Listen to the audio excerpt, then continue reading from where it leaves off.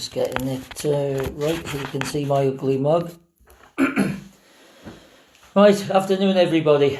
Many thanks for Clive to ask me to give you a talk for the next hour on Shrewsbury and my classic win, my Riverfest win.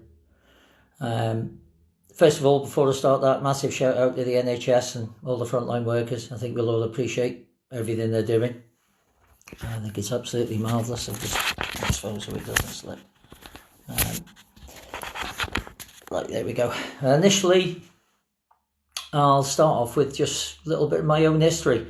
Probably 7 or 8 when I first picked the rod up. My dad made me a tank aerial. I think quite a few of us had that sort of thing. We didn't have a lot of money at the time. Fortunately, we're a Livian Welshman. Excuse me. We've got an abundance of waters, whether it be canals, whether it be rivers, whether it be lakes. We're very, very fortunate to have them on our doorstep. You know, not a lot of people have these sort of things. So I cut my teeth on numerous amount of venues, as I say, but always my favourites, I would say, have been lakes and rivers, and especially rivers. As I say, we've got the River Severn, Camlad, the Vyrnwy, all around us here. Newtown used to be absolutely fantastic. The Lerwood Park is where we, well, say, cut my teeth on sort of all the general chub and dace fishing. Yeah, we've been very, very fortunate.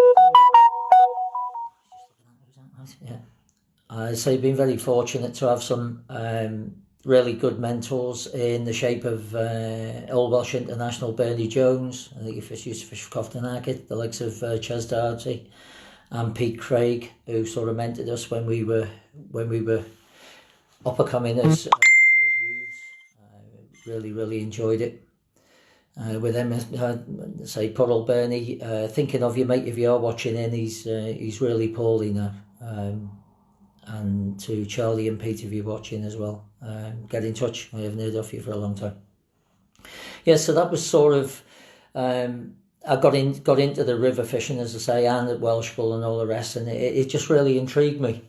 The rivers, I mean, it was just absolutely brilliant to go down there and start catching fish of any species, and it was minnows at first.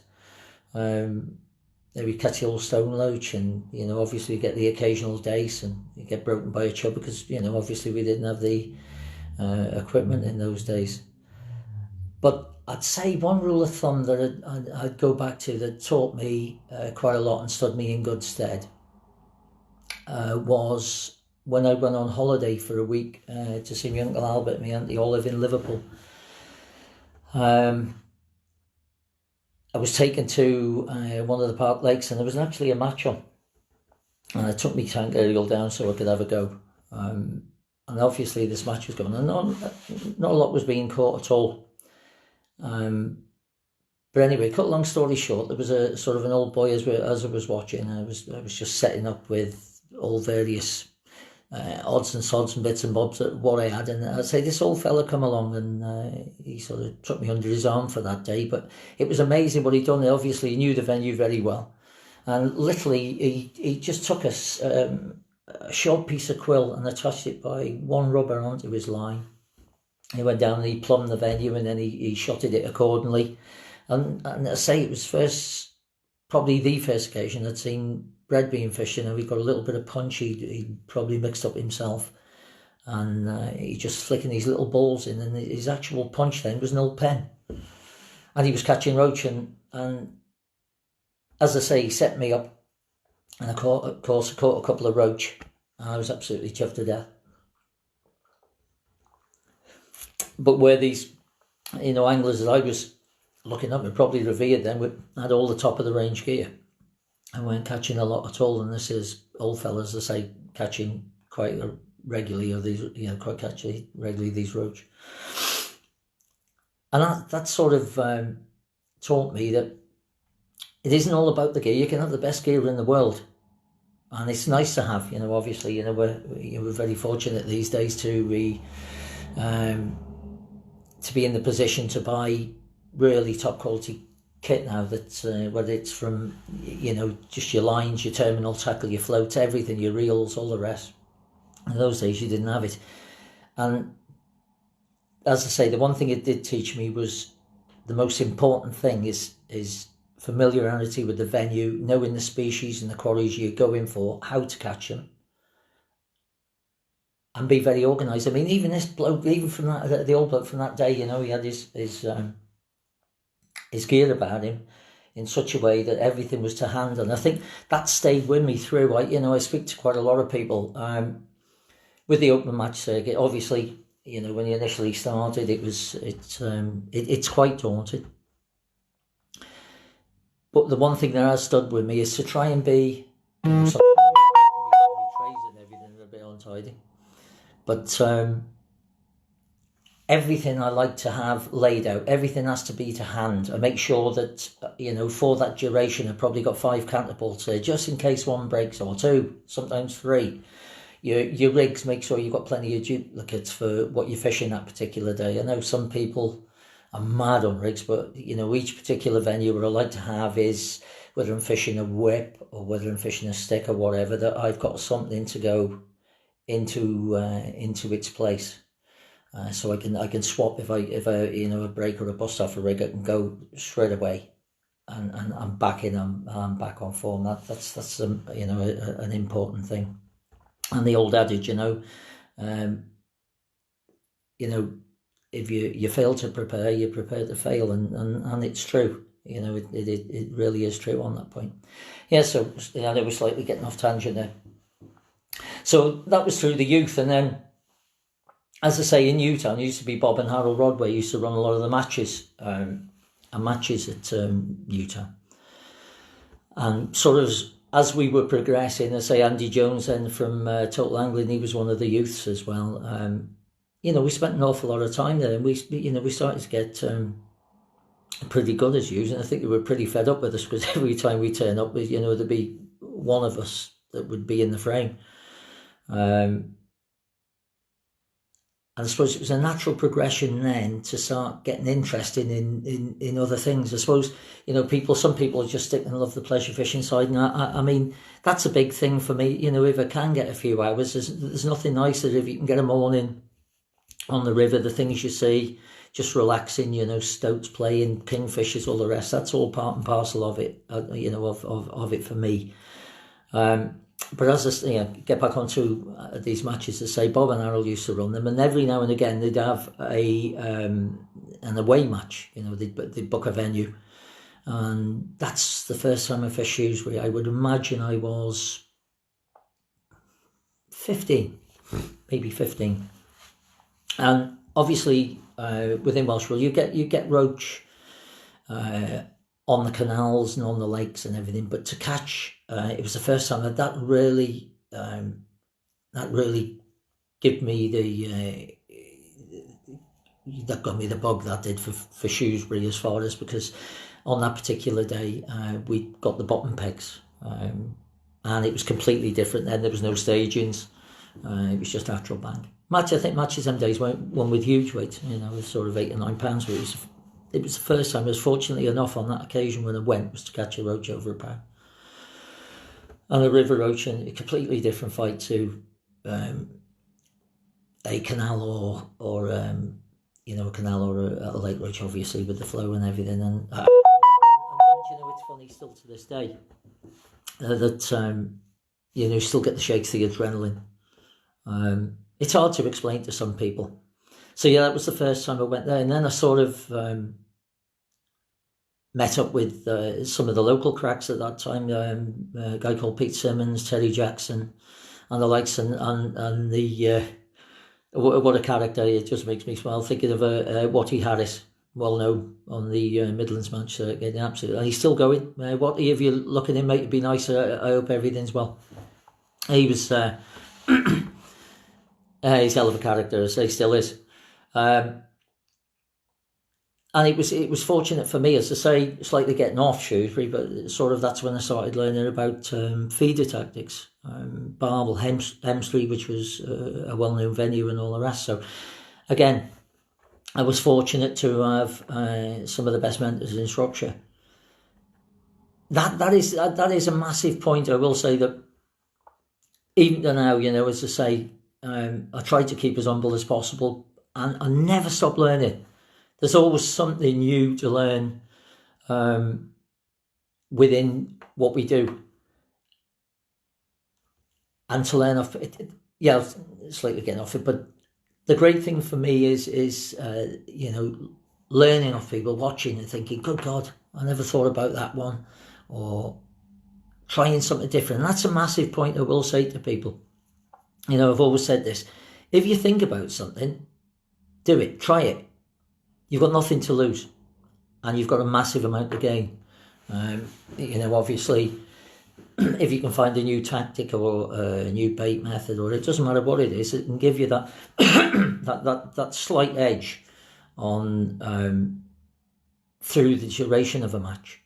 I found simple things, Ben Roberts, bless him, I remember saying to me, I think it actually has beat me at Shrewsbury now, but the only occasions where he's been above me and he's gone, I've done everything you were doing, and I can't understand how you still weighed more than me. But I think sometimes it's just them little things. For instance, that within that match, that 5 hours, you will get, you will find a purple patch where it might be an hour, it might be 2 hours, where you've got to make the most of that situation. And I'll give you an instance, for instance, on a bolo, as I say, when the bolo comes into it, that obviously, you flick your bolo out, you feed, you run it down, bang, bang, and then you catch 3 or 4 fish in the same area. It might be, say, 8 to 10 metres down your peg, down the middle. And the amount of people I see that, when they're going through the purple patch, they're still casting at the top of the swim. You let it run down, the float's burying, bang, there's a fish. Cast in the front of your swim. I think slightly different to that. So what I'm doing is, I know the area I'm catching, so what I try to do, and then I'll flick the bolo a metre above the area where I'm catching. And that can make a massive difference at the end of that match, 3 or 4 pounds of fish. And that's what I say when, people are saying, well, I've done exactly the same as you. Well, we're having this. And it's sort of simple things like that. And again, the same now these days, as I say, these days, with the tackle, we've got the best of everything. We've got the best reel lines, got the best floats, got the best rods. I've seen it before, sort of on the bank, where, the most important thing as well to me is bait. Is bait preparation, making sure everything is correct there. The humble maggot. It is a humble maggot. And I know Brian Rigby and myself were always on the phone about whether it be bait or tactics and all the rest. But again, we're a bit of anoraks over bait. But bait's got to be bang on. That's the thing that catches the fish.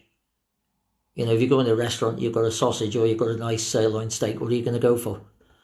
It's going to be the steak, or personally that would be my choice. And it's simple things. It's like, I explain to people over how, or ask how do you keep your bait? I mean, for instance, for the winter, I like a slightly older maggot. They're tougher.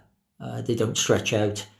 And what I do is with that particular bait, or any of my maggot bait, but what I do is I keep them in sieve sawdust. I sieve the sawdust, get all the impurities out of it, and I keep it damp. I go in every night, because it's surprising when the maggots are, even though you've got it fridged down, they move about. The issue is if you keep them in maize. I know it's a simple thing that you take them off the sawdust, you riddle your sawdust off, you put them in maize. That cleans them off, degreases them, it's great. Bait looks pristine, but the problem is you keep them in maize, the maggots dehydrate, and that's why they shrink, and that's why you get a lot of people who, they say, oh, me baits, after a couple of 3 days, my bait's gone rubbish. Well, that's why. At the end of every session or whatever, what you've got your maggots, take them home and keep them, clean them off, riddle them off again, put them back into damp sawdust. You've got to change that. You'll get the ammonia smell. You've got to change the sawdust maybe, I don't know, once a week, I suppose, maybe twice, depending on the the volume of maggot feed you're using. But what you get then is a bait that lasts you, because it's expensive for everyone these days. It's not a cheap thing, bait, and obviously the greater care you can take of it. And I mean, I've had people look at my bait, which is 3 weeks old, and go, God, look at the size of that, But the point of view being is, it's because you've looked after it, you've taken care of the bait, which is massively important. Well, that's what's going to catch you your fish. Right, slightly getting off there, so I'll go through back to the history. So as I say, I met Terry Jackson and all the rest of it. I suppose what I did then was, he was getting around 18 or 19, let's call it 19. When I had chance to, obviously, I was fishing some opens, and actually I was fishing more of the Midlands. It was a Twyford Farm I was going, and actually got into with a guy called Brian Turton, who had the tackle shop in Lanarmonach. Because the only tackle shop we had in Welshpool at that time was Hicks, and they were limited to what they had. If we required anything of any decent sort of tackle, we had to travel into Shrewsbury or whatever, go see Windsor's or whatever. Someone was going in Ebrils. They were sort of the three shops. But again, you were sort of limited in the match side of things. So on the occasions when I went there, I'd pop down to Shrewsbury and just walk the venue. Again, if I could suggest anyone that's sort of getting into the river match fishing scene, wherever it may be, or whatever venue, it doesn't matter, canal, doesn't matter, commercial, I think it rings true with everyone. But obviously, don't be a nuisance or whatever.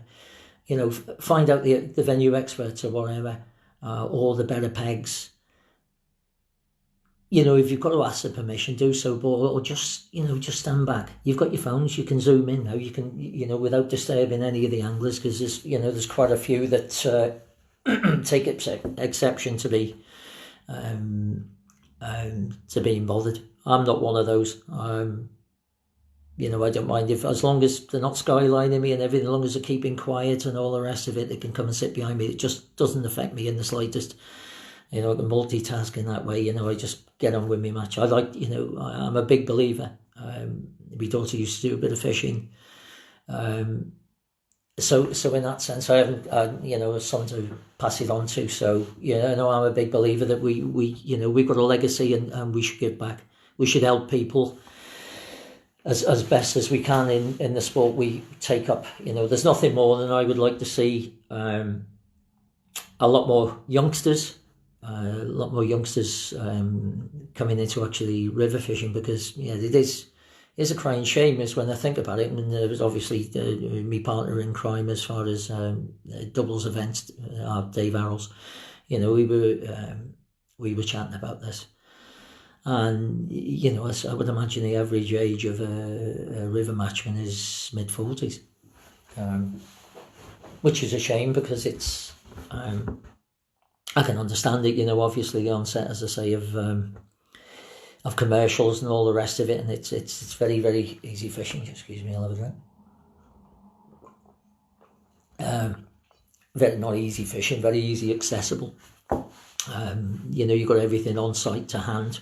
You haven't got to walk across fields or any of that, so I can understand that. And I've got great respect for the commercial anglers. Massive amount of respect for commercial anglers in the skills they have. I mean, I did it for a while myself. Did all right on it, but not for me. Excuse me, how many pints of maggots to use in a match? At Shrewsbury, it all depends. Rule of thumb, what we usually take 3 pints of maggots, 3 to 3.5 pints of maggots, 2 pints of castor, and 3 pints of hemp. That's usually enough. You'd have a bump a day on that. That's that one. Where was I? I'm gone slightly off track. Yeah, so venues. So, I mean, if you can go and study a venue, I did before I fished. I wanted to fish Shrewsbury. I wanted to fish the Opens, but I wanted to be au fait with the place. I wanted to understand it. I wanted to know that when I went down there, at least I'd have a fighting chance of maybe a section. And, you know, at the start, if I could win a section, that's where I was getting on the ladder. So, you know, I'd go and quietly sit behind all the cracks at that time. I suppose at that time when I first started, it was the likes of Richard King's, Pete Rice. Obviously, Dave was fishing then. It'd be about 1980. And all the local lads, I'd just sit behind it. I'd have a notepad with me. Again, here's our riggers, you know, we're terrible for taking notes and journals. I haven't dug them out. What I tend to do is when I get home after a match, I'll you know, write down the conditions, the heights, what I've used, what I haven't done that, what I do's and don'ts, could I have improved or whatever. So it's always, you've always got that journal to go back and look at it if you get similar situations, because venues change from you know, from one year for the next. But the big thing for me was sort of venue familiarity, getting to know the pegs. I'd walk every peg. Try and put yourself in the best position possible to be able to, you know, challenge. So that's what I did for the first 12 months. And I think it was about, many, many years ago, I think it was about 81, when I sort of decided, right, I'm going to have a go at the Opens. And it was a bit of, as we say, dead man's shoes at the time. You know, it was very, very hard to get onto the open match circuit. Very hard to get on the open match circuit, on Shrewsbury, that was. But eventually I managed to get on. I think it was Mal Scott then. I think it was Crew Pioneers that used to run the Opens, and the draw then was in what we call the Frankwell car park, which is on the county ground. I used to, you know, you'd line up, pay the money one side and draw the other. And it just gives me a minute. Yeah, so it's funny, you know, I've chatted to this about a few people. It seems that your first season, when you go to, or when you start match fishing, I discussed it, that you seem to, you know, draw extremely well, but obviously can't maximise that because, number one, obviously it's your initial start off, you're with your peers, you don't want to make a fool of yourself. And I did draw particularly well. Didn't obviously make the most of it that first year in any way, shape or form, but I did manage to sneak a couple of sections, which was for me a massive leap. You know, to be in sort of the company of angling greats and to manage to whip a section. When you did, the other great thing as well with it is, for me, it's camaraderie. You know, I might be a bit biased in saying, but you know, 99%, you know, the river anglers are absolutely fantastic people, absolutely superb people. You know, you can have a good laugh, a good joke. Not only that, you can glean so much information. You know, you go back to the pub. You'd be chatting with people. I'd be terrible for earwigging as well as to, you know, try and sit in the table there, as I say, like Sir Rich and all the rest of them, and try and hear what they were discussing, what they'd done, what they'd fed, how they'd approached it, what, you know, how they caught. They catch them days more, you know, stick float and waggler. What they'd done, you know, so make a conscious mental note and then get it home and scribble it on. Right, we can use that. What was the heights again? And as I say, then you know, a lot of it, the tackle then was, you know, sparse for us here. You know, we didn't have the access to the shops like in the Midlands and whatever. living in Welshpool, middle of nowhere, I suppose. So what you'd have to do was, which I did, to be fair, it was always sort of, as a kid, I've always been pretty handy with my hands. So I would make a lot of floats. Some were absolutely atrocious, they would not work. What's your favourite thing to add to enhance the smell of maggots? Do you know what? I'm not. But I used to add additives to maggots and whatever was more on commercials, and if I'm on lakes with bream and everything. But as far as rivers, the tried and tested one, without a shadow of a doubt, is turmeric. That's the one it does. It cleans the maggots off and all the rest of it. I tend to fish. I don't like crystalline. I'm not a big one for crystalline maggots. I just prefer.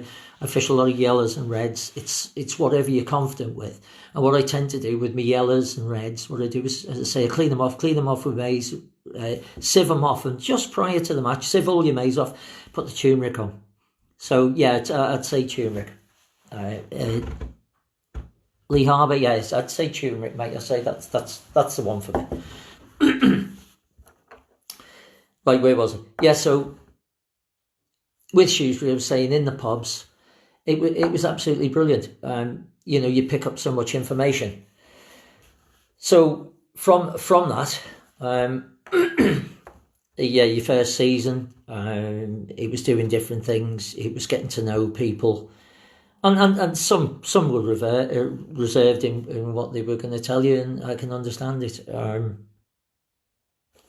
But I look at it as a slightly different thing, especially now and for quite a few years where I've been on travelling the open match circuit, that I'm a big believer in that what you put in, you get out. And what I mean by that is being honest with people. I would never steer anyone wrong on a peg.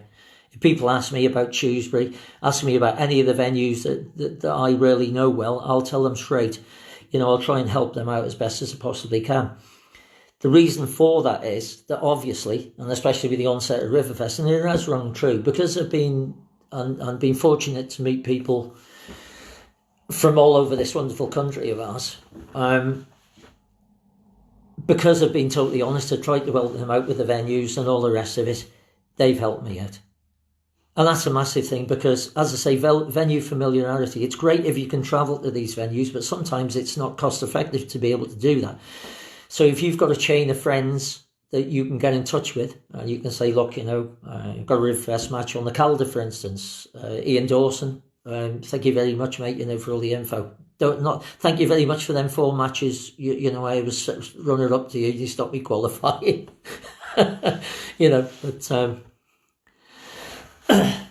Yeah, that's the thing. Be honest with people. Don't tell lies about a venue, and if it doesn't get you anywhere, because it will come back on you. I'm a big believer. There's a clock face there. It comes round, it will swing back round on you.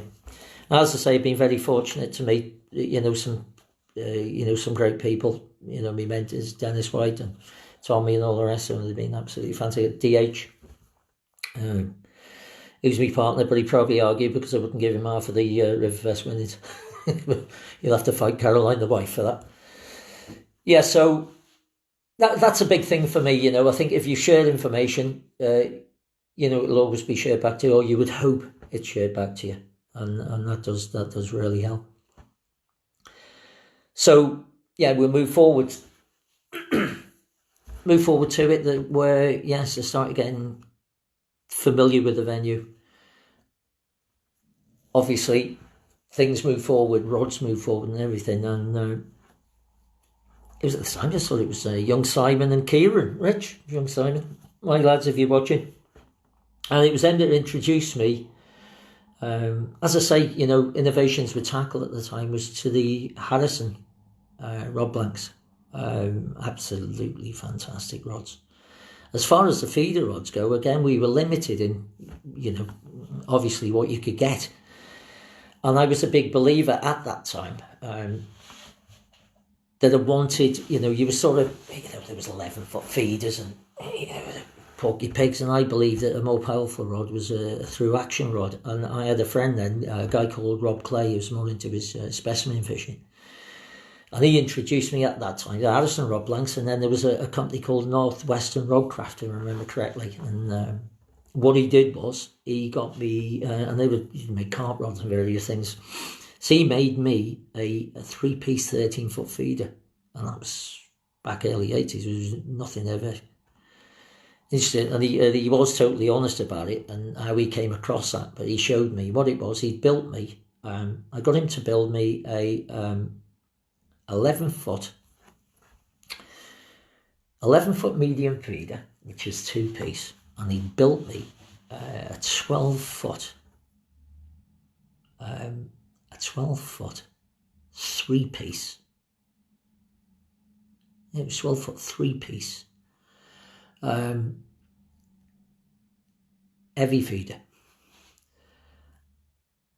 And for some unknown reason, with the rod anyway, with the butt section, actually the 2-piece, the actual tip section, fitted the 2 pieces of the heavy feeder, making it just over 13 foot. And the first time I put that into action wasn't on a river. It was a place called Chells Marsh Reservoir, and it was terrible for mussel bed, swan mussel beds, and the bream would cut you off. And it was just actually because you'd have to jump on the top of your box and sort of try and get the bream to the top. And that's where fish used it. And I thought to myself, good God, I can utilise this on the rivers, and it stood me good stead in M3 and all the rest of it. So that was a great thing as well, that with these people and knowing these people, you could get things made to suit you.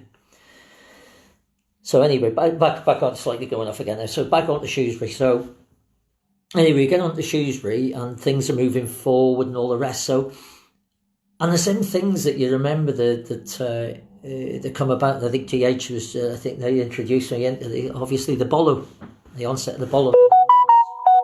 The long rods and the bolos came about. So obviously the only issue I had, or I found problems with, and I think everyone did at that time, was that for any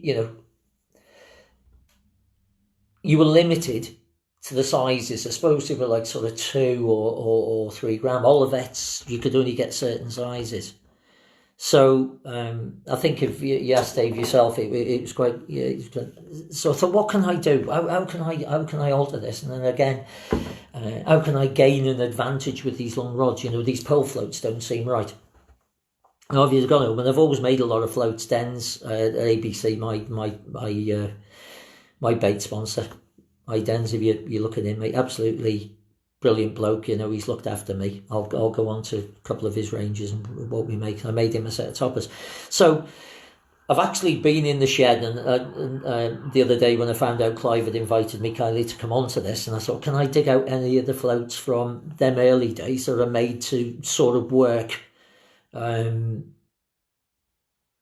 my advantage? So I'll show you, the prototype. So actually, I'll go a little bit earlier than that. I'll go to, before I go on, the stick floats, talk about stick floats. Obviously, you'd see them, I'd see them, not my, it's not something I designed.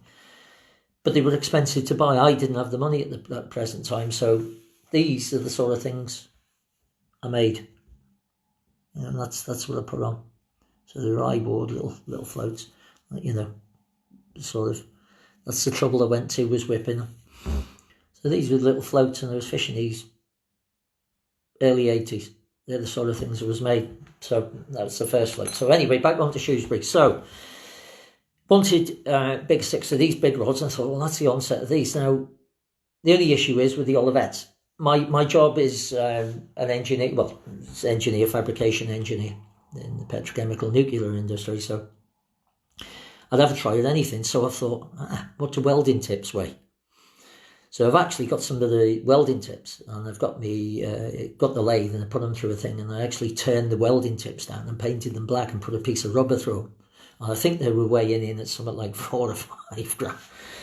And what I did was I called them a bolo dart. So if you can see the length of this, and the reason we couldn't get the alloy then, so to give it stability, these were made at that time to fish on the big rods. So the whole idea of these was, and why I call them a dart was I initially invented them. I was actually, before I put them on the line, I chuck them on the grass and they go like a dart. Now the whole idea is, if you can imagine, is my fingers. So well, you can imagine. So when you flick that out, you got your all of it going, and the float would follow it in, and it'd stop all this, which the pole floats were doing. So there was that, and then that version as well. That was a bit of carbon, right? That bit of carbon there is off an old pole, you know, in the early 80s. That was the end of a pole. I tried one of those. See what difference you'd have. Some really old floats. And then we came onto these, which were big sticks. These are one. Bill from the Midlands, well, Bowley's mate. I got to know him. He come and sat behind me watching, and he gave me a lovely compliment saying, you know, that's some of the nicest stick float fishing he'd seen and all the rest. And I was showing him some of these. I mean, this is one of Bill's he made for me, but I originally made the original one. So he knocked them up. And this is the things at the time you had to do, because you couldn't buy the floats that you required to do the business. It was the same as the wagglers and all the rest of it. You'd tend to be, I'd have the peacock, I'd make all my own peacock. Before the onset of the long rods, anything you wanted to do obviously, I mean, that long rods just opened up, you know, another dimension to your match fishing, especially at Shrewsbury and obviously other venues.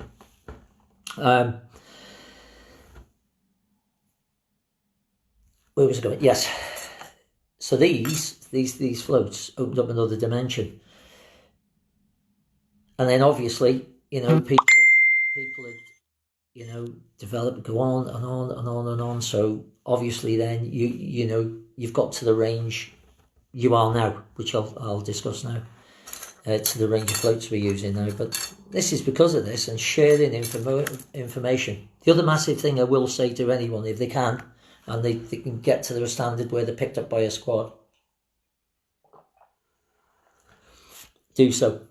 And it can be expensive initially, you know, with, you know, travelling and all the rest, but I was fortunate to fish with the likes of, initially I joined them to fish the opens on, fish the national on the Trent Division 1 National on Trent. That was MoMA, where I learned far more off than Billow and Mr. Keelan and all the rest of them. The likes of Foster, Tipton, Van der Nine again. Brilliant lads, have superb anglers. JTE Wolves, just to name a few. Some of the sides I was very fortunate, and you know, a lot of them lads still close friends now, you know. And the thing is, you can be as brilliant as you like, but that years and years and years of experience count for so much. And I'm like a sponge, I'll take it all in. And again, obviously to the onset now, where I'm in the fortunate position to know the people I do. James, Riggers, DH, Webby, all the rest, and Stevie Miller, really good mates and all the rest. And we share the information, Daz. You know, I say, well, on the onset of Shrewsbury, when we were sort of taking it apart, there was like sort of, I must mention me, you know, the one person, and he's in my thoughts every day, a guy called Perry Delgado, who was my partner in crime, and he was an absolutely brilliant angler. You know, he could. I agree. You're all right, buddy. He was absolutely superb angler. We hit it off, you know, as soon as he came down from London, sort of took the place by storm because of his, you know, he'd think out laterally, he was just thinking outside the box. That was superb. We used to travel everywhere, and I miss the man, if any of the family are watching. So that pushed me on that, pushed me through the open. I got all this information, and I say the four of us then, there was Daz Frost, Husey, Phil Davis and myself, Ben, but the four of us we'd go back to the pub, we'd discuss what we were doing, how we'd done it, how we'd approached it, what we'd fed, what hooks we were using. And this is a massive thing when you can get that much information off people and you freely share. And it just improves you. It just improves you as an angler. It really does, you know, having that amount of people behind you. So obviously then, you go on and you fish Shrewsbury. Obviously then it was the onset, you know, Dave mentioned to me he was going to start this Riverfest and everything. I thought, what a brilliant idea, you know. Get you around venues as well. Not only that, it's getting you to venues you never fished before. You're meeting people. I've made some fantastic friends through it. Kev Weigel, all the lads in Yorkshire, brilliant. You know, all the lads, Ian, all the lads. You know, and again, they're freely open with the info on those venues to help you out, and vice versa. You know, they just give me a tinkle. They know, you know, and to be honest with them. So obviously then it went through the opens, we moved through the opens, we've gone through there, and as I say, Dave then decides to open Riverfest. I'm thinking, God, they're brilliant. On the Wild, a river I absolutely adore. Absolutely love it. It's a fantastic venue. All the venues has been the Riverfest venues. For finals been absolutely brilliant. I feel sorry for Shrewsbury this year, and it's had to go, but it's going to the Trent at Burton Choice. Brilliant venue. Why so again, I'm looking forward to, hopefully with this COVID, if it clears up, we can get on, and we can get on, you know. I'd like to, I'd like to qualify and, maybe do what no one else has done and win that a second time. So, obviously, say about the Riverfest. Tried my best to qualify. Qualified once, which was on the Y. Managed to finish, I think, 6th or 7th in the final, and obviously, kept trying. But it's ever such, it really is tough to actually, you've got the best, the cream of the crop in it, and obviously, I was devastated the year prior at Shrewsbury. I thought I qualified. On Shrewsbury, I had the best weight on the county ground. Everyone was patting me on the back. What I didn't realise, there was one damn peg on the priory wall. Congratulations to the guy, and he's beat me. So, oh good God, he scored 2. So anyway, we'll get on. We'll get on to the final. Anyway, managed to qualify. James Robbins, one of his sponsors, he managed to get through to the final. Ecstatic wasn't the word on the Avon. Qualified on the Avon, £9.5 by a mighty ounce. I qualified. So we'll go to day one. It felt for everyone. It was on and off. We eventually get it on the Friday. The river's absolutely perfect, looking brilliant. Knew it was going to be tough. It was going through. It was being a bit moody. Anyway, what do we have? Sod's Law, rain comes down. Oh, here we go. So anyway, arrive at the venue. Obviously, it's up and coloured. Drawn 77. It's a peg of won an awful lot of money around. Anyway, around there is a good area. Anyway, cut long story short, it's been mega tough. I tried everything. Managed to catch 4 tiny dace. Managed to catch four tiny dace. Give me 4 ounces. Not for want of trying. Obviously, again, I wasn't despondent. I've gone home. What I've done, I've gone home. Tom Scully, bless him. Tom, if you look in it, he's obviously put the footage. I knew where I wanted to draw, and anyway, I've gone home. I haven't gone to the pub. I've gone home. I tried to focus myself on the following day. I knew I'd still got a chance. So I've gone home. I've focused. I thought, right, what I've got to do? I've got it, and it doesn't matter. It doesn't matter who you are. You've got to draw. You've got to draw on the fish, and especially on a match like that. I wanted from 43 to 46, 47. I didn't want anywhere else. I knew the river was going to be dropping and fining off, but the crucial thing was how much it had fined off, what clarity I got in the water. As I say, I put my hand in the draw bag and I've drawn 44. I couldn't believe it. I thought, oh my God, I was shaking. Got to the peg, just put me landing in the water. Could see 18 inches down.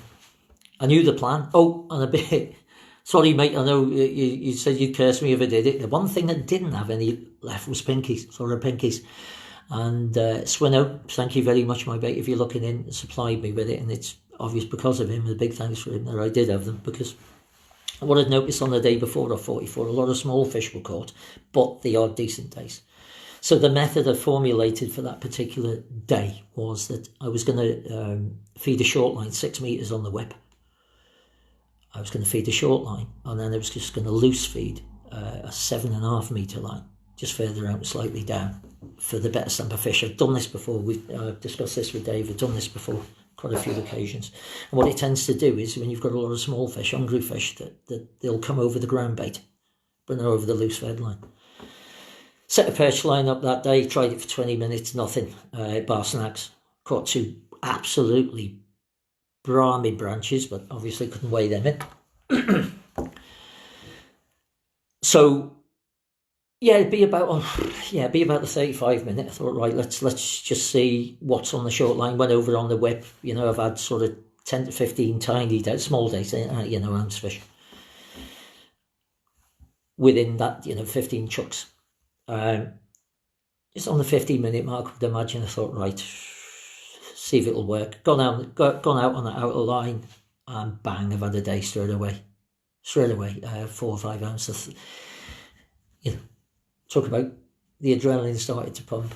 But again, as I say, with anyone in these situations, if you can, I know it is tough at times, just keep focused, keep smooth, don't be erratic. Things, and I mean, it was an awful day with the wind. The people that were behind would tell you, and I've had to position, and again, this is an important thing when I was saying about make sure you've got everything right, you've got your box in the right position, all your kit to hand, everything else, because things with the wind, I've had to change rigs.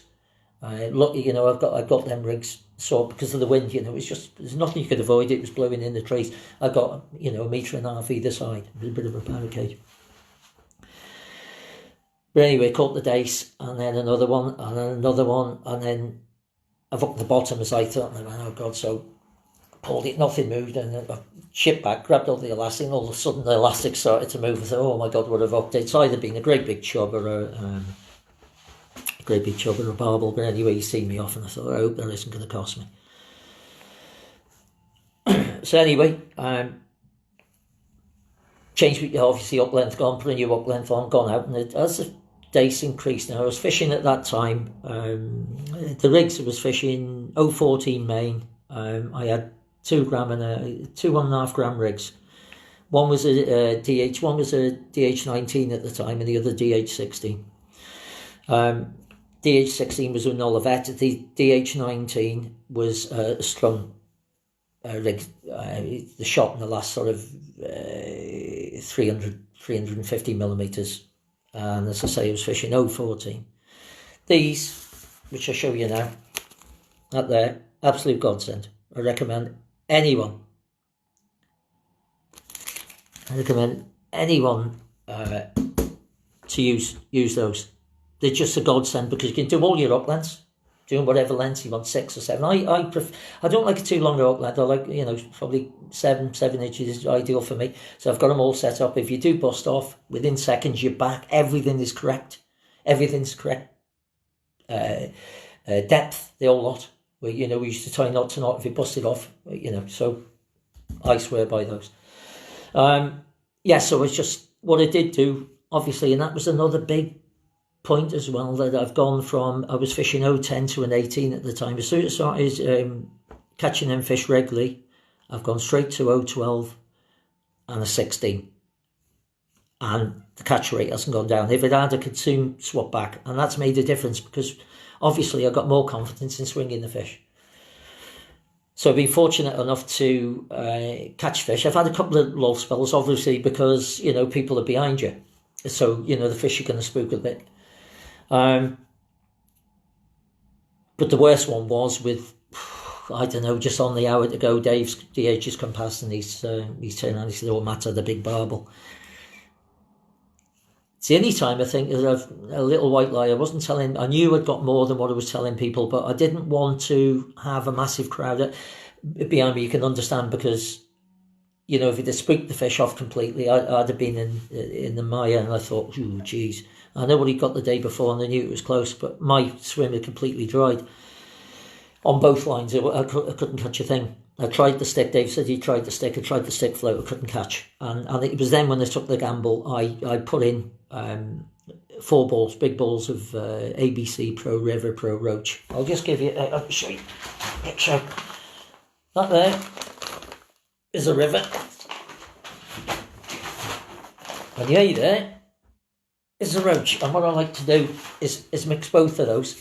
And they've caught me serious amount of fish. I mean, Dens to myself, you know, big up for Dens. Thank you for the sponsorship, mate, with the bait. You know, I'd be stuck without you. You're an absolutely superb bloke.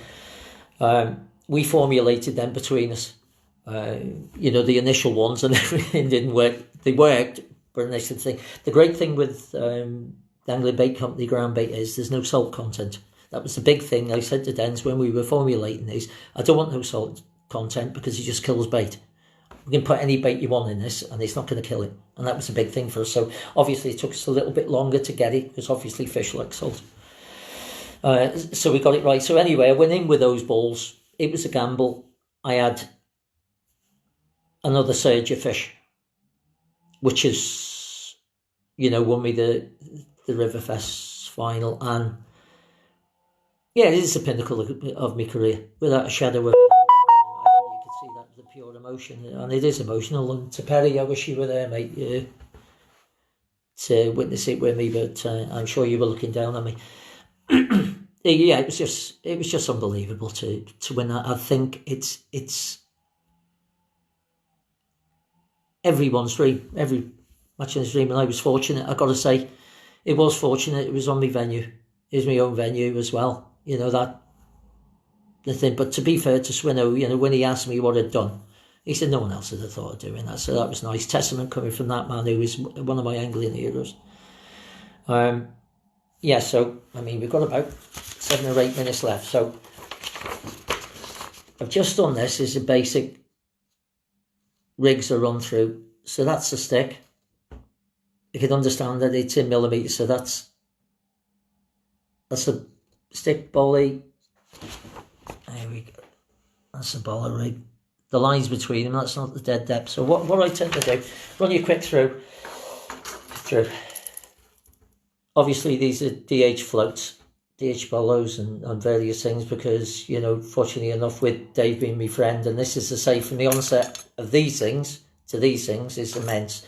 And we work together. It's brilliant to be on board with him. That's obviously a big bollo. Pole float wise, again, DH floats. I love these for the pole because the pole does come into Shrewsbury without a shadow of a doubt. These are the 16. They're my favourite whip. Now, when I'm fishing these, who was asking me? Yeah, Nige Palmer. Right, Nige, what I was saying about these is what I tend to do with this one. This is an Olivet. What I have is, as you can see on the back of it, is quite a few shots because I like to give myself maximum change. You know, an ultra of a shot here and there is absolutely massive. Now, I fish these usually a 6 or an 8 overshotted. Reason for that is you're on direct control, what I call wanding. These are the other ones I use on the whip, the DH19. Fantastic.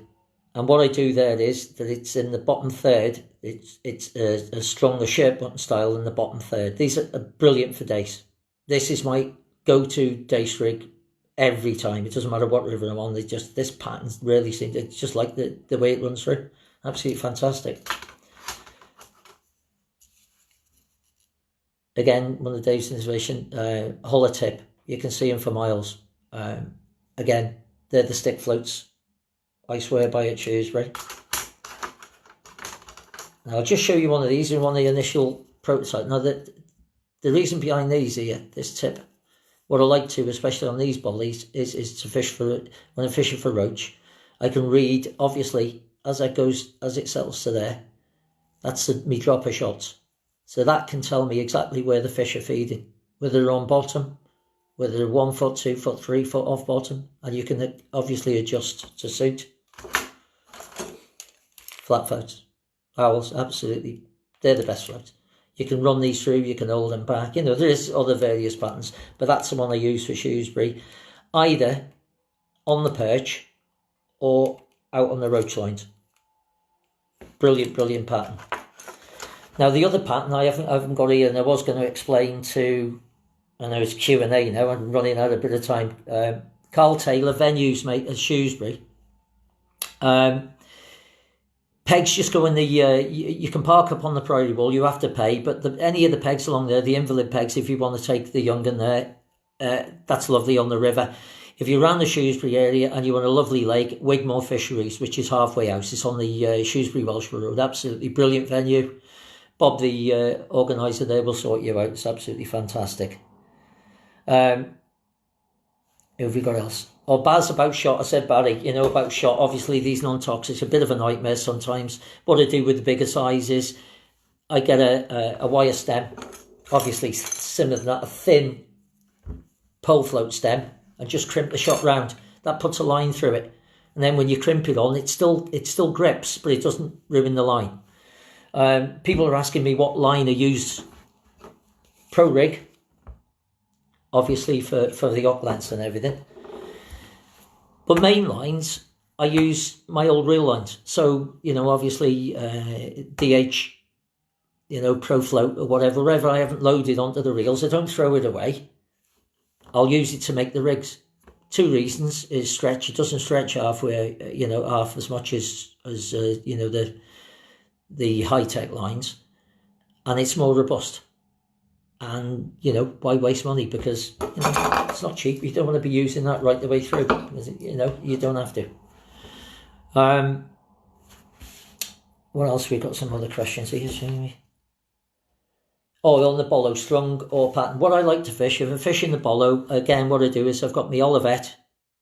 And depending what I'm fishing, I'll fish one dropper if they're absolutely at nailing it. But 9 times out of 10, I like 3 or 4 shots, droppers.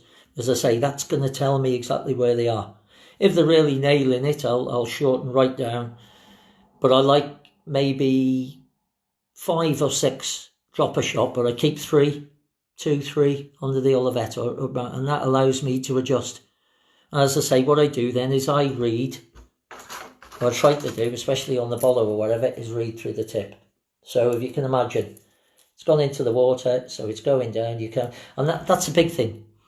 When you've plumbed and everything, run your rig through, cast it out, and count it down. So your Olivet will go in initially, it'll settle to there, and then maybe your shots you've got set. Say you've got 3, so it goes 1, 2, 3. You double check it. So when you're fishing your match and you're going through, all of a sudden you're counting it. So in your mind you count it through. So it goes 1, 2, 3, and it's still there. Aye, bang. Fish foot off bottom. You can adjust to suit.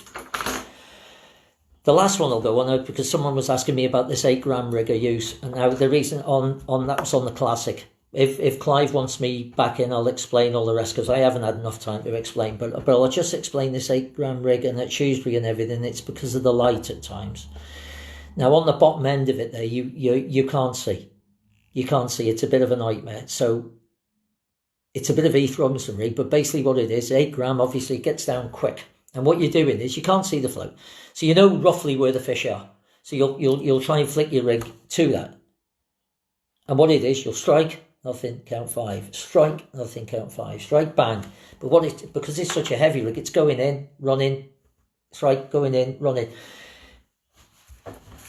The first day of the Classic, I weighed £7, I think, £7.10, I think, whatever it was. And probably 4.5 pounds of that weight was down to using that rig. And I can remember the chap coming up to me and asking me why I'd done it, and I explained to him. That was the reason behind it, So, really, really good way of doing things. Clive Branson. Oh, well, there you go. Plenty of time. Finish when you want. So I'll rattle on if you don't mind. That's brilliant. Because I haven't had time. So them rigs, if you want to know anything else about them rigs, that's fine. So someone was asking me, not favourites, it shouldn't never have a favourite float. I was taught that by Bernie Jones many years ago when I was a kid. I'd won 3 matches using a Canal Grey. I was one of the only ones that had these Canal Greys. And he said, if you won on that rig again, and when you had and he broke it off, he said, you don't have favourite rigs. I could have killed him, but I got to understand why he'd done it. Don't get fixated on one method. Try there's nothing more than I like to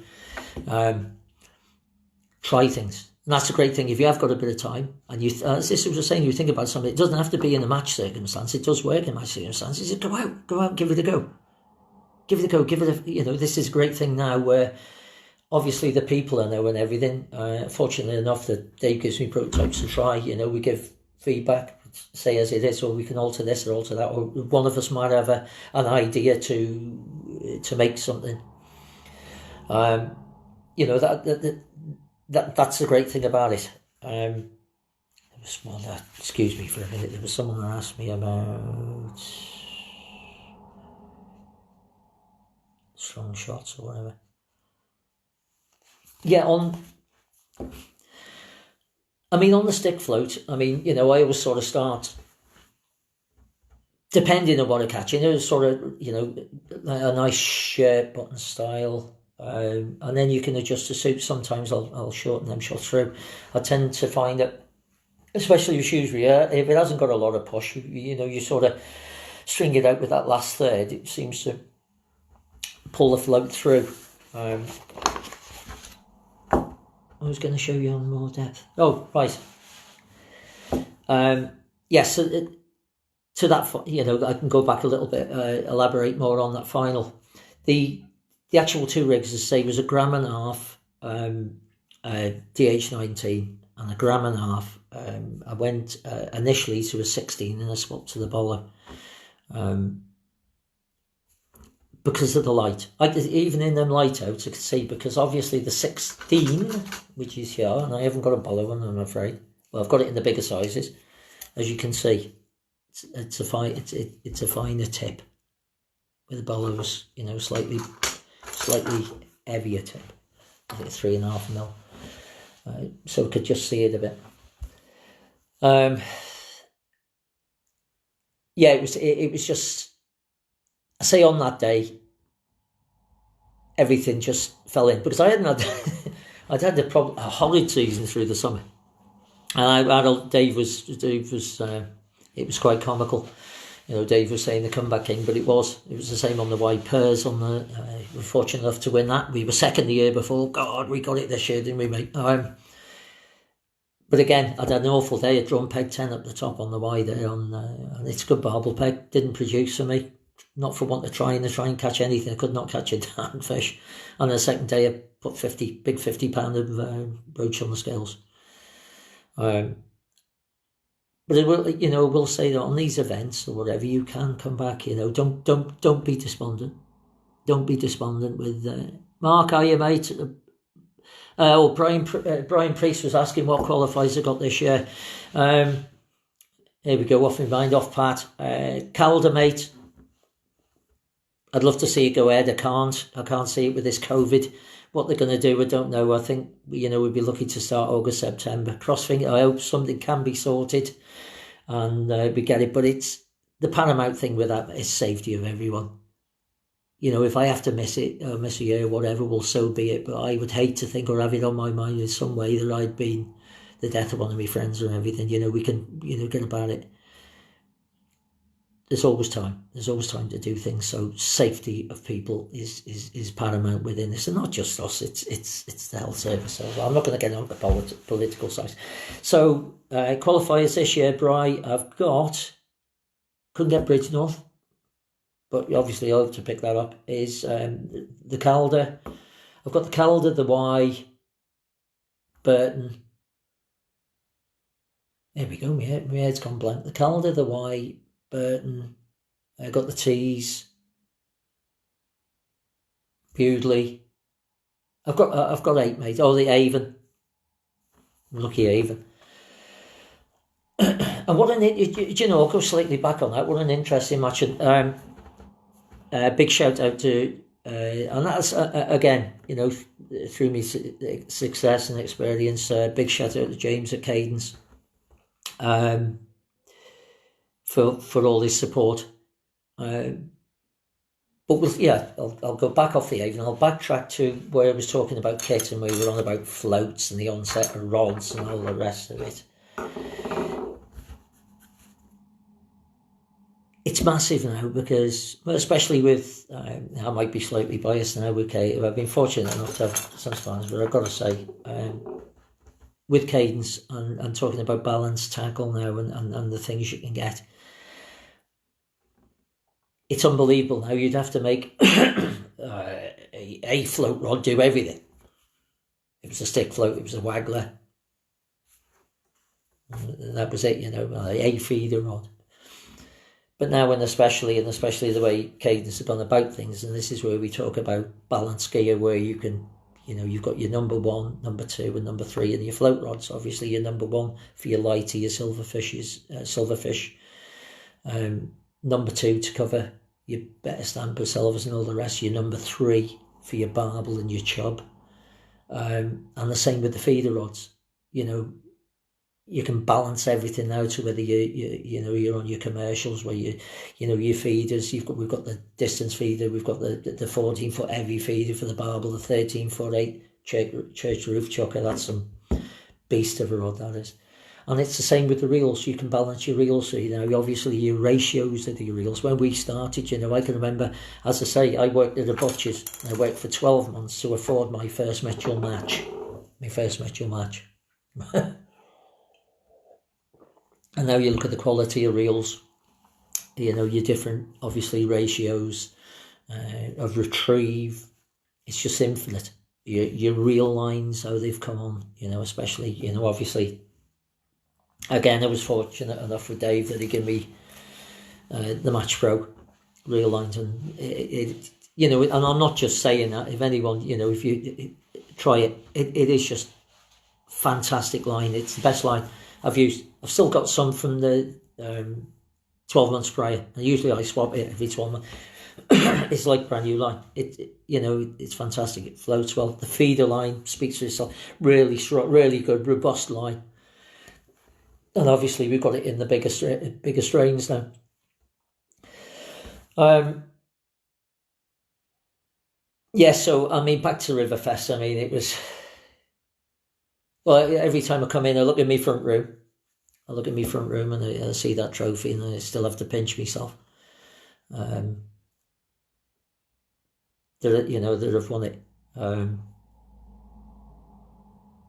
very humble. It's the money, fantastic. As I say, when I can, I'm going to take my family. It wasn't about the money. It's lovely to have that. It was obviously the title. But what's meant more to me as a match angler and personally was the thanks from everyone, the messages of everyone. I'll say hi to everyone. I'm saying I'm sorry, I'm on my phone. I'm not on my iPhone. My iPad had a bit of a hissy, so I've had to do this on my phone. It was the messages of goodwill and support, and it really has meant so much to me. If anything was to inspire me to carry on and try and do it again was that. And Dave said, that's what he initially set Riverfest up for, was to have a reaction like that. I wear my heart on my sleeve. That's the sort of person I am. I couldn't help the emotions. I'd like to thank my family, for putting up with me. When I've been away, and I should have been doing other things. My daughter, love you, darling, if you're watching, and Rob, her partner, and my granddaughter Sophia, from Grandad. Love to be there giving you a cuddle, but at the present situations, I can't be there with you, so it's just one of those things. And I think anyone that goes through and is fortunate enough, and I will say fortunate enough to win it, it's just amazing. It really is, and it does. As I say, it's just given me the hunger. It's inspired me to carry on, and as I say, try and win it again. Anyway, I win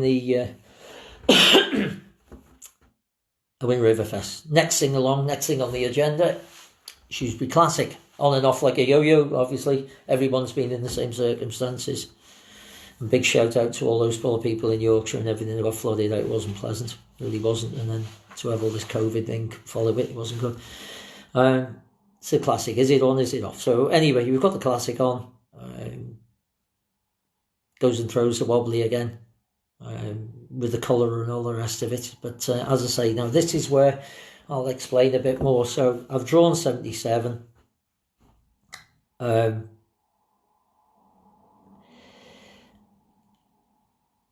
Sorry, tell a lie, it's not 77, it was 77 on the Riverfest. It was 74 I've drawn, which is below the toll bridge. Again, great area, can be an absolutely fantastic area. The only issue is, as I say, this is where this light situation comes in. Because of the light and the breeze, it's just a whiteout. You can't, it doesn't matter what sort of float you use. You can't, I mean, obviously try a little tip out there, you can lick fish, but it ain't going to catch you. And this is where sort of, you know, when the bloke say, oh, I never thought of doing it. And this is where, you know, obviously, I think it was the week prior that Dave said, oh, you know,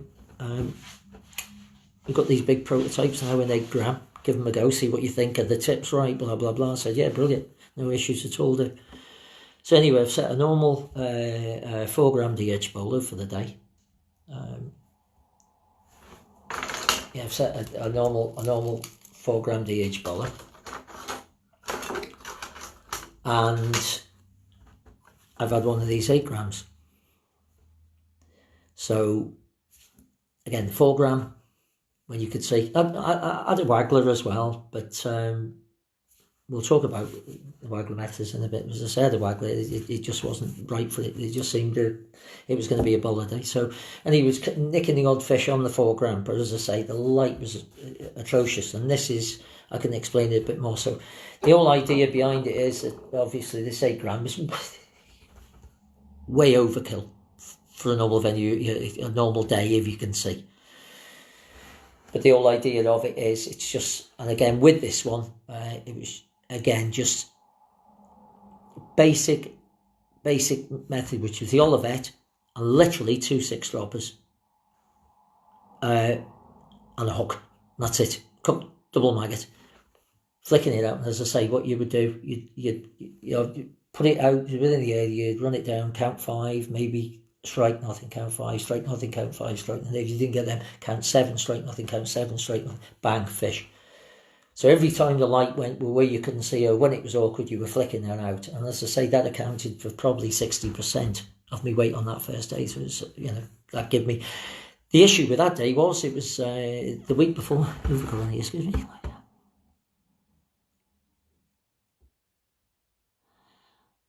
Hi Andy, mate. What rig would you use? Bull on the Trent with bowling on the wet, mate. Do you know? Again, you're the expert on that, but I would go with DH19. But unlike where the fishing, well, I'd probably fish 2 DH19s, and probably depending on it, I would fish one with an Olivet, 3 or 4 droppers, and I'd have one strung as well, because obviously on the Trent there's an awful lot of dace, there's an awful lot of roach. You're covering each eventuality then. Either them, and I'd probably have, again, 2 of the 16 set up. So they're the ones I'd use, mate. I swear by them. On the 16s, I always like to overshot, because I tend to like to say overshot, and it keeps you direct, keeps you in contact with it. So they're the ones I would go with, buddy, if that's a help. Back to the classic. So I'm on the classic first day, and I'm thinking, oh God, Frosty, you know, what can be said about Daz and all the other lads that's in that section, but, you know, one of my closest friends, and it's just absolutely fantastic angler to boot. He'd drawn in the 16, I thought he was in main danger, and I know the fish have been pushed back and forth. You know, we've had terrible predation on there the last few years with these cormorants and goose handers. An absolute nightmare they are. Well, it's with every venue suffers with them, but they are an absolute nightmare. So they were pushing fish about, and I thought, I got you know, with the Ian Courtney, obviously. I hear you if you're watching, mate. Another brilliant, one of my best mates, absolutely fantastic bloke.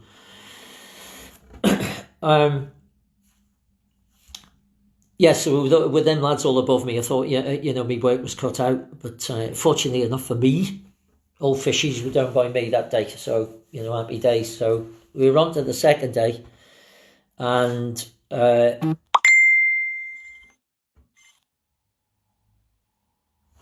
something pinging. So we went on to the second day, and I was due. That was it. Sorry, onto the obviously it was supposed to be 3 days, but obviously that storm decided to roll in on that on the last day, on the Sunday. Thank God we didn't fish, because there'd been a lot of people in a lot of trouble. So they decided on the morning of the second day that they were going to make it a 2-day event, and I was due to go to the section of death. I'm afraid we were supposed to go on the county ground, which had been fishing absolutely atrocious. So they had a rolling draw on the second day. Put my hand in. I've drawn 47. 46. Very happy to say the least. Now obviously there was colour in the water then. So what I've decided to do, number one, was try and avoid the blank, because it'd been fishing super hard there. Try and avoid the blank. Number two was try and catch a perch. And again, this is where, you know, obviously information and gleaning information, chat to people with your riggers. Again, I'd gone on to riggers, and Mr. Quinn had caught some decent perch on there not that long back, and I said, you know, obviously again I relate to rigs, where's he caught him? Because I know you can catch him short there, just over the shelf. But it was then when riggers has informed me, he said he's had him at 11 metres about 10 o'clock. I went, right, okay. And again, this is information, you know, this is helping you all the way. This is this chain of friends once you get into it. That, you know, that's what Sanjay Good said. That's what wins you know, your matches and all the rest. It's not always your own back. You can always stand again and say, I've done this, I've done that. I'm not one of them, you know. I'm thankful to have people. I wouldn't have won Riverfest if it wasn't for James Robbins. It was James that put me right, you know, when I drew on the Avon.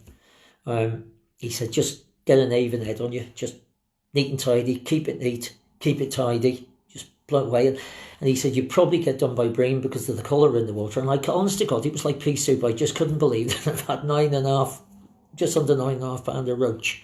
It was just unbelievable. But there we go. So anyway, back to the second day of the Classic. I know it's a good perch area. The perch there tend to be big. It had blanked the day before. And, you know, I'm obviously thinking if anyone's fished for perch, I very much doubt that they would have gone out on that line. And this is where this information came in really helpful. So obviously on the day, what I've done, I knew everything was going to be hard, so again, I set, that's the 8 gram, I set 5 gram one of these. But this is for the silverfish rig, not a perch rig on the flatty. So, actually that's the 8 gram, that's 8 gram obviously out in the pace.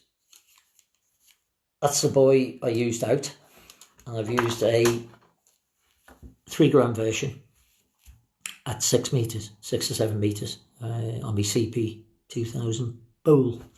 The one at 3 metres is a proper silverfish rig, so obviously no 14 main, Olivet, stronger shot, and then 010 upland, 20 and a pinky. And what we've done is, I've fed no ground bait, what I've fed is lean and soil, and with a few pinkies in there, 4 or 5 pinkies. And all I've done is brought a small bowl and sat on it. I've put no more feed in. I've fed a little bit of feed out. I've gone out on the perch line, and what I've done is, again from gleaning the information, I've fed a chopped lobby. You know, the whole premise of it was to feed a chopped lobby every quarter of an hour. Just feed to a minimum a few casters, feeding casters over the top on the perch line. So anyway, and again, this is where patience and everything comes in. That I've sat there, probably 20 minutes, floats dipped. Oh, what's this? Dace, 4 or 5 ounce. What's happy days? That's a blank. Thought, right. Knew wasn't going to catch an awful lot more on there. So this time was just to get your head down, concentrate.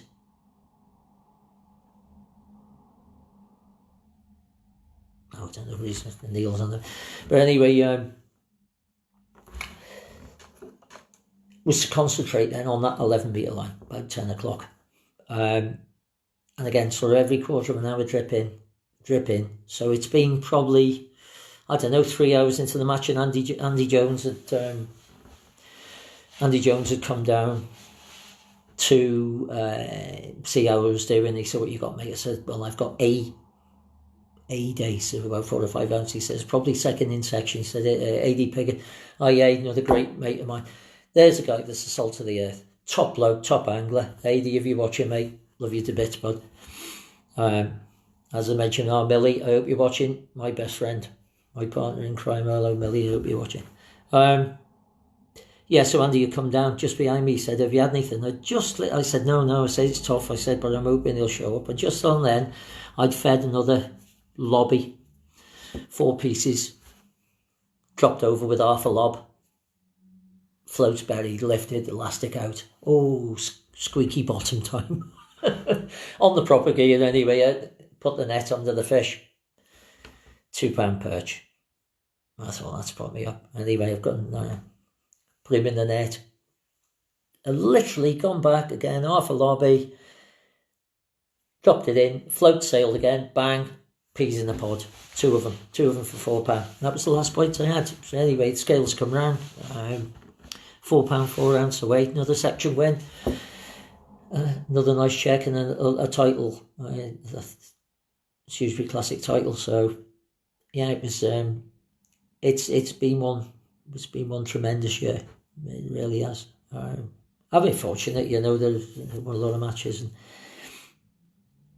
I will say that my other love obviously is you've probably seen from the photos and everything, is my motorcycles. I love my Harley Davidsons. I treat myself and bought new. And again, the camaraderie I get with my friends off that is very similar to the fishing. It's like a family. Superb people, go and stop the rigs. Well, they are my family, in some senses. A lot of the lads, Dave Webb, love you to bits, mate, if he's watching. They are my family. And Clive, I could tell it. I'm going to tell a story now. Clive will say I was very fortunate that I don't go on. I'm not one for going on what I have and what I haven't done. But I'm very proud that I represented Wales. I think Mr. Branson will remember this, but God, did we have it? I think we got in a lot of trouble. I think it was we were in. I think it was the Home Internationals, and we were stopping in the students' quarters, if I remember correctly. We were on Kilburney Lock, Clive. You'll have to confirm that, mate. You're probably having a chuckle because you know what I'm going to say. Anyway, I think I was rooming with Robbie Isles and Giles Cochran at that present time, so we thought it'd be funny to go and, we were on a practice, so we thought it'd be funny to go and doctor the imp. I think we pinched it, or we did something with the imp anyway. Anyway, we thought we got away with whatever we'd done. Anyway, about an hour and a half later, there's a knock on the door, and as we opened the door, they let the fire hose on us. Water everywhere. I don't really remember that, Clive. And that Indian we went to was absolutely superb. That's another funny story. Yeah, so, things I've been very proud of is obviously representing Wales and winning the Riverfest. And I've won some big, I remember winning the Perth charity event many years ago at Shrewsbury. That was one run on the river there. I won the Perth charity. I think it was something like 600 quid, and that was back in the early 80s. It was just ridiculous amount of money. Yeah, it was, we've had some great times. We could go on about various rivers and everything, but Shrewsbury, what I'll try and do now is just gone through the classics and everything. I'll try and give you a little, hopefully it'll be back to its full form. I'll give you a little rundown, if you go in there, of the pegs. And what we've got, it's split into 2 Shrewsbury. So what you've got is, you've got the county ground, which is the upper section on the Frankwell car park side, and you've got the quarry, which is what they call the playground side down to the tennis courts. It sort of swings right the way around. I've got a pen. I'll put my pen, if I can remember it logistically. But so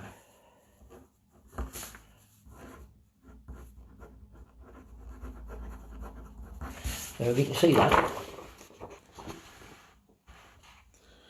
just show you there. Right, so the county ground is at the top, CG, and the quality at the bottom, so it swings around like that.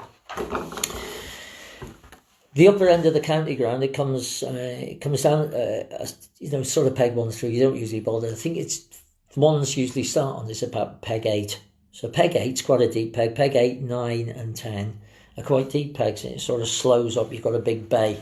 And that's where Chris Holmes on the Classic, he had £17 a perch. A lot of perch there. Peg 11, obviously, it's synonymous with chub. And that's 6-7 foot deep. And dace on the gravels if they're about there, obviously. So then pegs, they bode themselves to obviously feeder across for the chub, starting the bread feeder, piece of meat in the bomb or whatever loose feed, and then obviously bolly wagon stick come in. If the dace and the roach move up there, they're small, so it can be brilliant fishing on a small wag. It shallows off then for peg 12 through to about 16, and it starts deepening off then from 16 to 90. They're not the best pegs. There used to be quite a few fish on it, but they're not the best now. So to about 90, and then it shallows off in a place called the Speedy, which is 4 to 5 foot deep, and that's from pegs 20 through to 24. And they can all good chub, they can all good dace, the shallow pegs. You come along what we call cyanide straight then, so it goes quite deep. It gets deeper and deeper until it hits 29. Again, they're good roach and dace pegs. Comes round the corner off the county ground, and you've got the canoe ramp. Then pegs are there, usually pretty consistent, that they throw, again, when the fish are in there, roach, dace, good chub, and good barbel. Well, you'll know about it when you hit them. They live under the bridge.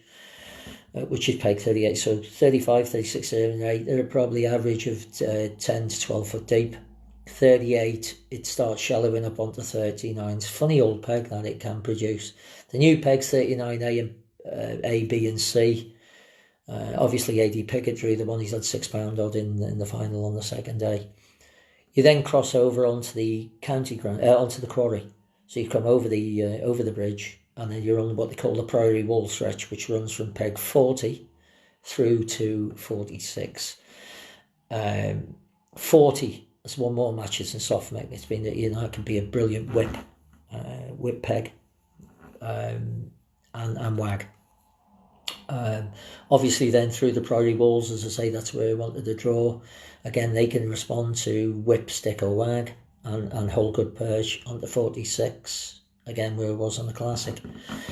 Through the toilets, they can be good roach and dace pegs. Average depth on the toilet, so you're running from 47 then through to 51, which is the disabled peg.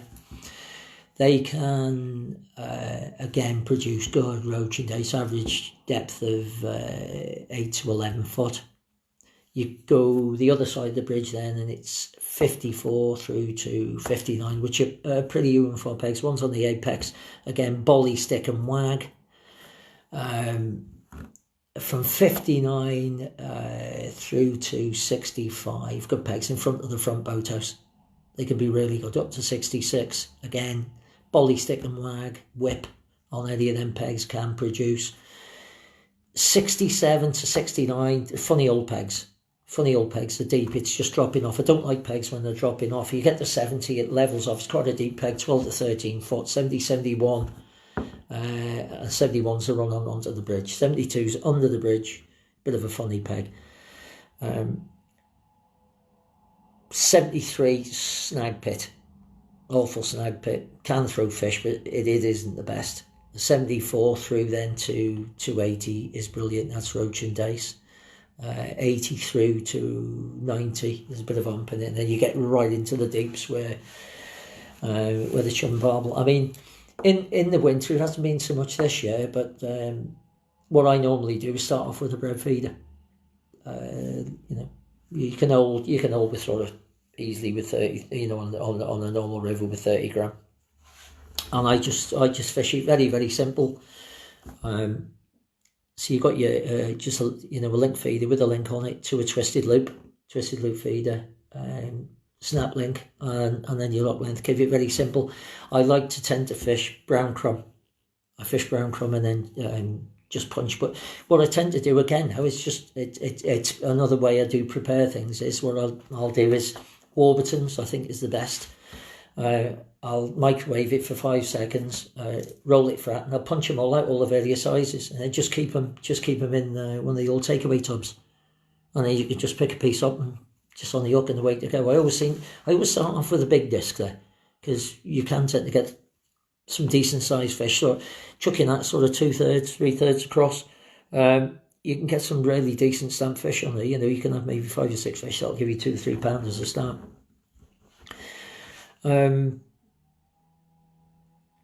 Yeah, now with the wag, they will come shallow. So if you're fishing the wag, have a standard wag and an insert DH. Let me swear by these. Look, see them a mile off, can't you? No, absolutely brilliant there. So yeah, 2 AAA. Usually I'd be fishing 3 or 4 at Shrewsbury, and I'd start sort of shallow deep on it, probably 6 foot, maybe 7 foot, and then adjust the suit. Now, here's an interesting one with one of my favourite, or used to be favourite at Shrewsbury, especially on the shallow pegs. I had one, a very good angler, actually went back to the pub prior, hadn't drawn well, and said, that's Speedy, and that was on the pipe. That's Speedy. He said he's on some fish, his float isn't going under, and he's still catching fish, he's still striking and catching fish. It's a method it's a method we call the rhythm, or the count. So basically what you've got, you're on a shallow peg, anything, say anything up to 6 foot deep over a nice shallow way. We predominantly your dace is your quarry. So what you'll do is you'll go out, you feed, pull your float back in, and you'll follow it down to the bottom. And when you catch a fish like that, as soon as you get a slight lift on your float, what we do then, we start counting. So it'll start, if it might be 1, 2, 3, 4, 5 strike. I think 1, 2, 3, 4, 5 strikes. And then what you're doing is you're feeding in front of you, and then you're feeding down on probably a line 2 metres closer in. So it's 1, 2, 3, 4, 5. Oh, got a fish. 1, 2, 3, 4, 5. Oh, got a fish. You're not waiting for the float to go under. And you catch your better stamp of fish doing it. So 1, 2, 3, 4, 5 again, and then 1, 2, 3, 4, 1, 2. When you get to a count of 3, you've got a float of obviously be something like this. One of these you get away with at that distance, and that's set at 18 inches deep. 18 inches deep. I quite like a positive drop on it, so I probably shot it with double eights, probably 4 double eights just through. That one you let settle, and it'll just bury and bury, because what you tend to do, you'll feed a good pouch, and then just slacken off on your feed. Make them fish chase, make them hungry, and they'll boil. And what you do is you'll catch maybe 5, 6, 7 fish on the shallower rig, and then they'll go off that again, and then you go back to the count, but you're not watching it, and it is an absolutely devastating method for shallow water dace fishing. It really is. It's you'll really, really enjoy it if you've got, I've been watching some of the videos of the lads on the tide, and I think that would just bode really well for that. Because I know a lot of people used to say to me, I'm missing these, dace bites are missing the fish and all the rest. But this is where maybe I'll just go back and discuss these with this wildlife account, especially for roach fishing on the bolly. That tells you so much where they are, as I said before. Reading the tip, reading the float. It's not just go there and run it down. I would, the other thing I meant to say is I don't know how people, obviously people plumbing up on the river. I've shown, Webby showed quite a few people how to do it. I know a lot of people, and you used to be on the waggler, not so much on the bolly, you can go out, but the waggler used to be you used to loop it around the top of the waggler. So the old method obviously is bottom end only. So you take your line, you put that little loop in there, so it'd be like a stick, it'd be top and bottom. But when you're adjusting, it's a bit of a nightmare. So it's a little method that I sort of taught myself. So when you flick the plummet out on the waggler, when it's sort of 3/4 of the way out, just touch just the top of the spool, and what it does, it throws, so that you touch it and it throws the waggler bang on in line with the plummet. So the plummet goes down, bloop, and you can set it, absolutely bang on. So as you flick it out, 3/4 way, just touch your spool and it flicks the float bang on, direct in line, the waggler direct in line with it, and it's the best way to shot a waggler. Right. I think I've probably bored you enough for today. A few things before I go. Massive thank you to Clive for having me on this afternoon. I really enjoyed it. I hope you have. Massive thank you just, to say to Den's at ABC Baits for supplying me all the baits, all he does, and the ground baits and all the rest, and helping him reformulate them. Got to say, have a look at the Angling Bait Company website, because, they deliver to the door. DH for all his input, obviously, and trust me, test all the lines, floats, all the vets, rig line, everything, all the range, the shot, brilliant. I mean, your non-toxic shot, as I say, they're the go-to, without a doubt. They're brilliant. 3, James at Cadence. It's been absolutely brilliant working with him, and we've developed. We've got the 18 foots. For talking about long fishing, long float rod fishing, they're absolutely superb. They were number 1 and number 2 in that. They're brilliant. But I use them, as I say, they say about long rods are, limited. They're not, because if you've got a howling down streamer, an 18-foot rod comes into its own there, even if you're fishing a stick float off the end, because you've got ultimate control. Whereas if you're fishing a 13-foot, you've got 5 foot of extra line there, to a 5 foot of extra rod to have ultimate control. So anyway, I'd just like to say thank you very much for listening in. Thank you again, Clive. Thank your family for supporting me all over these years. All I'll say to you all is, stay safe, social distance. It's not a nice thing we're being asked to do. If you're going to go fishing, remember, just keep your distance and everything. If we do everything sensibly, us matchmen are hopefully going to be back on the bank, and I hope to see you all. If you're about and you've listened in today, if you're on the venues and fishing on Riverfest or whatever, you're quite welcome to come down. As I say, just be quiet, come down, say, I was listening to you, you're quite welcome. If you want to learn anything, you've got any questions on anything fishing related, I say, I've only gone this. If Clive wants me back on talking about something else, I'm quite prepared to do it. But if you've got any questions on any methods or anything I can help you out, I will do so. There's absolutely no issues at all. I'm on, obviously, Facebook. I Facebook friend me if you want to. You can send me a message, a text. If you want to know anything about terminal tackle, hooks, lines, the rods I use, the reels I use, I'm here. As I say, what I want to do is leave a legacy. You're the important ones. I've been very fortunate. So I'll leave it at that. And thank you very, very much again.